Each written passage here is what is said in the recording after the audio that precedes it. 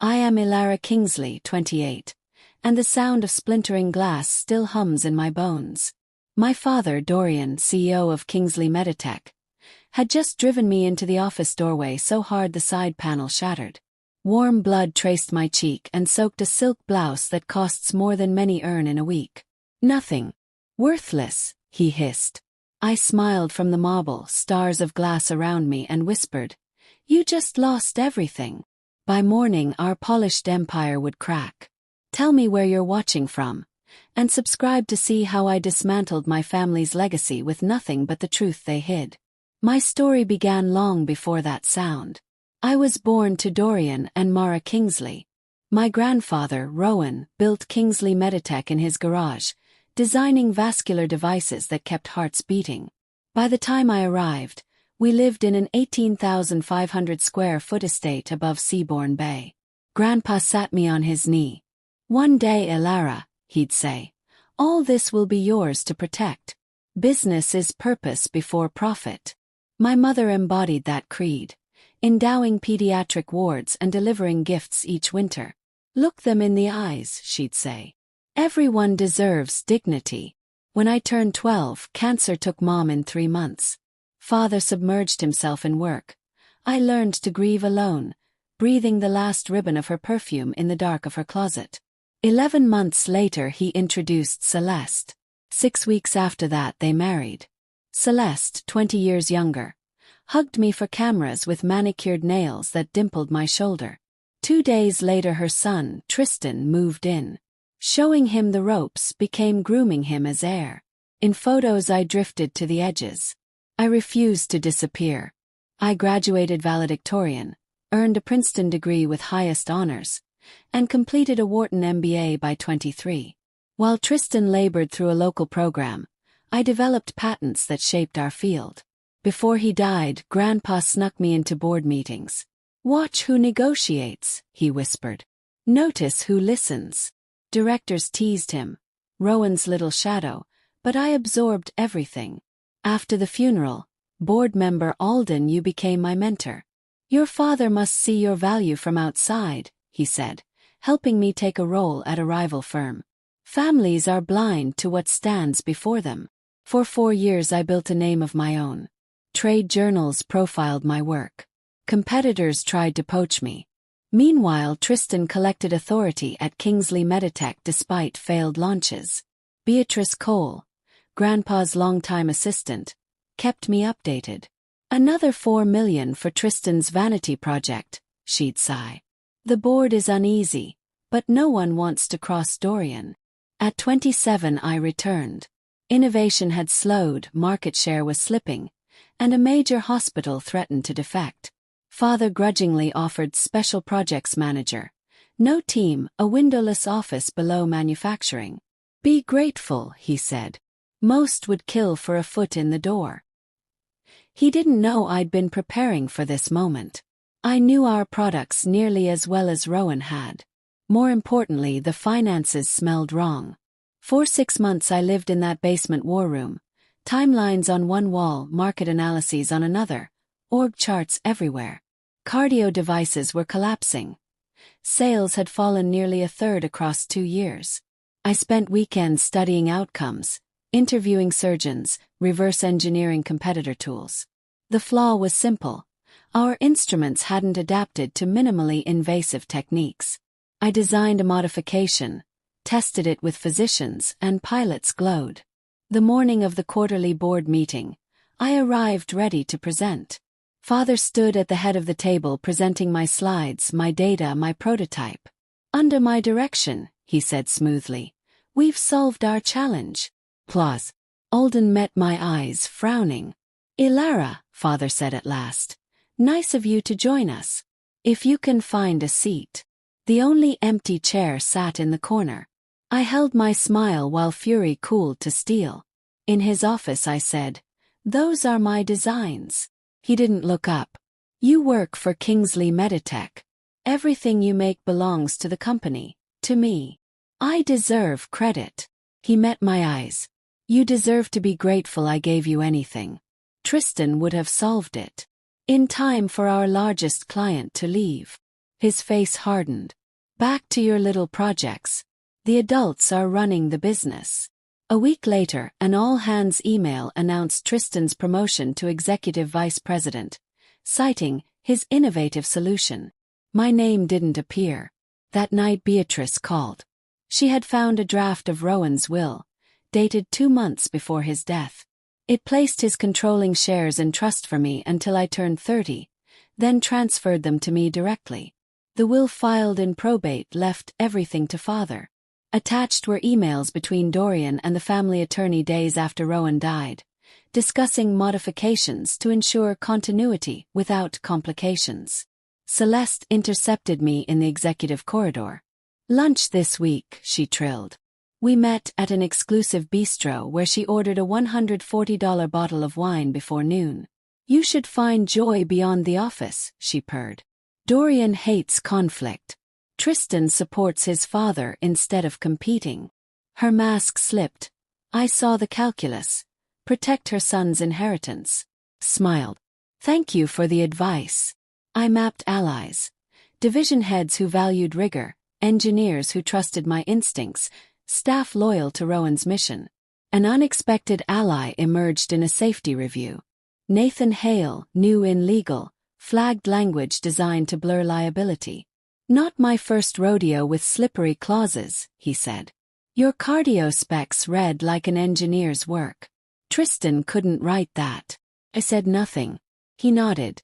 Corporate families rot when truth goes missing. Finance patterns grew ugly. Research funds poured into projects with no output. Consulting fees to paper shells. Transfers for international development in markets where we had no presence. Each piece joined a picture I couldn't ignore. Systematic fraud with my father at the center. 6 months after I returned, the annual charity gala, Celeste's $650,000 spectacle, filled the city's grand ballroom with executives, clients, and politicians. I slipped into the hotel business center, used a code Beatrice provided, and accessed restricted servers. For 2 hours I downloaded files, diverted budgets, altered tax documents, a web of subsidiaries siphoning money. Then a folder labeled Rowan Estate. Inside, the original will leaving controlling interest to me at 30, plus documentation of the alterations. I encrypted everything and returned to the ballroom in time to applaud as Tristan slurred an ode to the Kingsley legacy. Inside I counted crimes. After the gala, father invited key executives to the estate for a nightcap, the infamous after-parties where real decisions flowed with the scotch. For once I was included. Around midnight I slipped into his home office. I needed one last link. Paper bank statements showing personal benefit from the fraud. I was photographing ledgers when the door opened. Father stood there, glass in hand. "What are you doing?" I slid my phone into my pocket. "Looking for the Anderson proposal." "Try again." We stared at each other, pretense stripped away. "I know about Rowan's original will," I said softly. Color drained from his face. "You don't know what you're saying." "I know about the offshore accounts, the diverted research funds, the tax games." He set the glass down carefully. "You think you understand business. Complex strategies look questionable to inexperienced eyes. Fraud looks like fraud to prosecutors. Are you threatening me?" "I'm telling you I know the truth about everything, including how you built your empire on a stolen inheritance and criminal accounting." His mouth twisted. "You could never handle what I've built. You're too much like your mother, soft. This company needs a leader who values people over power. Tristan takes credit for work he can't explain. At least he understands loyalty." "You mean silence." He stepped close, voice low. "You will not threaten this family. Everything you have I gave you." "No. Everything I should have had you took." Something snapped. "You are nothing without the Kingsley name." His fingers dug into my arm. I jerked away. Rage ignited his eyes. He shoved me toward the door. The heavy panel held. I crashed through the adjoining glass. The world detonated into sound and pain. I hit the floor, bleeding and strangely calm. Guess froze. Celeste pressed a performance of concern. Tristan hovered. I stood with care, glass tinkling from my dress, and said clearly, "Don't touch me." I walked through the shocked crowd head high. In my bathroom, I plucked glittering slivers from my arms and hair, cleaned the gash along my hairline, and made my decision. Years of theft, lies, and manipulation would end tonight. Kept going. I backed up the evidence to 3 separate vaults. A cloud server, a hardware drive hidden off-site, and a package already mailed to Nathan as insurance with instructions to notify authorities if anything happened to me. At 3 a.m. Beatrice texted, "Are you safe? Rumors of an incident." I wrote back, "I'm fine. Be ready. Everything changes today." At 4:30 I called Alden. He answered on the second ring. "I saw," he said. "Are you injured?" "Nothing major. I need to meet before markets open. The financial irregularities are criminal." "I've had concerns," he admitted. "Dorian blocks full reviews." "I have proof. Home office. 6 o'clock. Bring everything." I also pinged 3 board members I believed would choose the company over Dorian, inviting urgent calls regarding material risk. 2 confirmed. At 5:15 I rang Nathan. "I need counsel. Unofficial before official. This about what I think." "Yes, and more. There was violence. Come over." He poured coffee when he saw the bandage. I laid out everything. The altered will, the accounts, the patterns, the shove through glass. "You have enough for the SEC, IRS, and a criminal referral," he said. "But this will burn everything. Stocks will crater. Jobs, reputations, family gone." "I've weighed it," I said. "Patients deserve better. Staff deserve the truth. Rowan's legacy demands it. There's no halfway once you pull the trigger." "I know. And the personal cost. Your father could go to prison. That relationship died a long time ago. Then we do this right." Through dawn we refined a plan. Comprehensive records to the SEC, compressed briefs and stabilization steps to selected directors, and carefully timed information packets to investigative journalists. Only after agencies acknowledged receipt. "What about your claim to controlling interest?" Nathan asked. "One battle at a time," I said. "Stop the crime first, then ownership by law." By 9 a.m., I'd met with Alden and another director, Priya Desai. Both turned pale as they read. "Emergency session," Alden said. "Suspend Dorian pending investigation." "He will fight," Priya warned. "Let him," I replied. "The paper speaks." At noon I called 3 reporters known for rigorous corporate investigations, scheduling secure deliveries. I hesitated, then remembered my mother's voice and pressed send.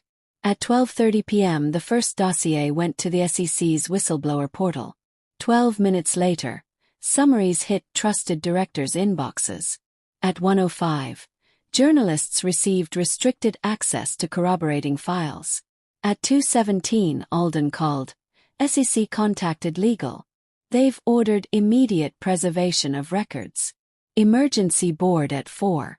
Dorian can't be found. By 3:30 Nathan texted. Federal agents entered HQ.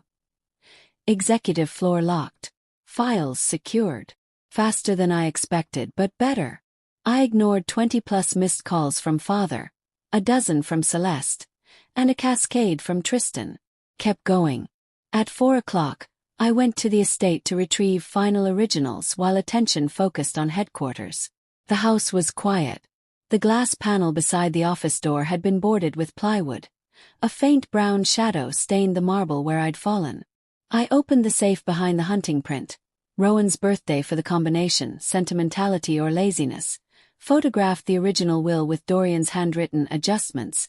Took images of a leather journal in which my grandfather wrote his intentions for succession, and copied account details tied to the offshore labyrinth. Footsteps approached. I slipped behind the desk as Tristan entered, rifling drawers, muttering. His phone rang. While he argued, I slid along the wall and out into the evening air. Nathan advised me to stay away for now. Selected agents know you'll testify, but it's better you're not on site during first-wave interviews.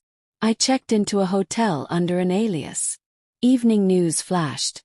Federal investigation at Kingsley Meditech. CEO under scrutiny. My phone lit again. I answered at last. Father's voice was hoarse. Do you know what you've done? The company won't survive. It will survive the truth. You planned this. Coming back only to betray your own family. I came back to save what Rowan built. You stole from the company, from shareholders, from me. Whatever you think happened, we can resolve privately. We stopped being a family when you decided I was your rival. You can't prove the will. It's already with authorities. Your accounts too. I'll fight with every resource I have. They're freezing those resources as we speak. I ended the call and shut the phone off. At 5:30 a.m., Alden's voice cut through my sleep. Turn on the news. Camera footage showed father and the CFO, Martin Pike, entering unmarked SUVs. Board suspended Dorian at 4, Alden said. Pike terminated. Your appointment as interim CEO approved by a narrow vote. Meeting at 9. Federal interviews at 11. Press conference at 2. The machine was rolling. I showered, dressed in a navy suit, pinned back hair to hide the bandage, and headed into the storm. The parking lot at headquarters swarmed with cameras. Security led me through a side entrance. Inside, conversations fell silent as I passed. Beatrice met me at the elevator. They know it was you, she murmured. Not officially, but word travels. How are people doing? Shocked, afraid, but relieved. Dorian's been volatile for months. On the executive floor, federal agents boxed records. Alden waited in what had been my father's office, already cleared of personal trophies. Initial assessment is worse, he said. Pike's cooperating, implicating Dorian. And product safety. I asked, fear tight in my chest. The fraud appears financial, not clinical, he said. He may be corrupt, but he wasn't foolish enough to ship dangerous devices. Small comfort, critical nonetheless. In the boardroom, I took the chair my father had occupied for 2 decades. Good morning, I began. This is unprecedented. My priorities are stabilizing operations, cooperating fully with investigators, and protecting patients who rely on our devices. I presented a 90-day stabilization plan with transparency milestones, supplier communication protocols, and a dedicated ethics hotline staffed by independent counsel. Skeptics softened as specifics accumulated. At 11, I gave a formal statement to federal agents, walking them through the evidence and timelines. We'll need your testimony if this goes to trial, the lead investigator said. I'll be there. 2. I faced the press. Kingsley Meditech has served patients for half a century, I said. That mission stands. While we address serious allegations of financial misconduct under prior leadership, our commitment to ethical practice is absolute. A reporter called out, Is it true your father assaulted you before you reported the crimes? Kept my eyes steady. I won't discuss family matters. This is about our employees and the people who depend on our products. Thank you. The stock reopened and fell 38%. 3 vice presidents resigned. Clients demanded guarantees. Partners invoked review clauses. Through it, I made decisions I did not always feel ready to make, and I kept moving. By evening, lines of support formed. Longtime employees rallied around the promise of integrity. Hospital partners who had respected Rowan expressed cautious faith in our course. Tristan tried to access restricted servers, Beatrice reported at 8. Security removed him. Nathan handled the legal notices. Dorian, released on bail, was barred from company property. The estate had been labeled a secondary crime scene. Celeste attempted a strategic retreat to their lakeside house. Agents blocked her departure pending interviews. The weeks that followed were exhausting. Trading stabilized after new disclosures. We hosted town halls. I delivered daily updates to staff and weekly notes to customers, refusing to sugarcoat the situation. The FDA requested emergency audits. We opened every door. Shareholders filed 4 class actions. We cooperated and set aside reserves.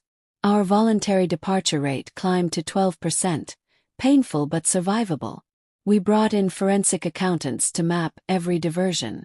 The board added 2 directors, a bioethicist and a patient advocate nominated by our foundation partners. We rebuilt quality controls and R&D governance from the studs up. 6 months later, I stood at our quarterly investor meeting. "The last 2 quarters show resilience," I said, gesturing to a chart. "Our stock has recovered 58% from its low. The new compliance framework has earned industry recognition. Most importantly, not a single patient experienced a disruption in care. The criminal cases had accelerated. Pike accepted a plea in exchange for testimony. 3 additional executives cooperated. My father vowed to fight, then negotiated a deal. Guilty pleas to securities fraud and tax evasion in exchange for dismissal of harsher counts. The sentence: 9 years, eligible for parole after 3, with heavy financial penalties. The family estate was seized as partial restitution. I hadn't spoken to him since sentencing, when he stared forward as I delivered my victim impact statement. 2 weeks later, Celeste filed for divorce and rebranded herself in another state, careful never to mention the Kingsley name. Tristan received probation for attempting to tamper with records and vanished to yacht parties in borrowed continents. My focus was the company's soul. We created the Mara Kingsley Foundation to supply devices in underserved regions, funded by redirected executive perks and a matching program tied to product milestones. We rotated suppliers to ensure ethical sourcing. We invited frontline clinicians into early R&D reviews. We published our compliance metrics. The building changed too. We stripped out the dark wood and hunting prints, replacing them with glass walls and natural light, an architectural promise of transparency. The scar at my hairline faded to a silver whisper. Some days I barely noticed it. Other days it felt like a line I crossed and would never uncross. Trust rebuilt slowly. Some customers remained wary. A few directors still questioned my experience. Media revived the scandal on slow news days. But the groundwork held because it was honest. The Kingsley name began to mean what Rowan intended: purpose over profit, people over power. Letters from employees reached my desk. An engineer grateful for time to improve failsafes. A sales lead relieved to stand behind every claim. A technician proud of new quality checks. Those meant more than the rising share price. They meant we were worthy of the work again. That evening, after the investor meeting, I drove to a quiet hill where my mother rests. I set white roses, her favorite, against cool stone. "I think you'd be proud," I said. "Not of the scandal, but of the rebuilding." The wind moved through the trees like long-ago laughter. In the nights that followed, I read Rowan's journal the way other people read scripture.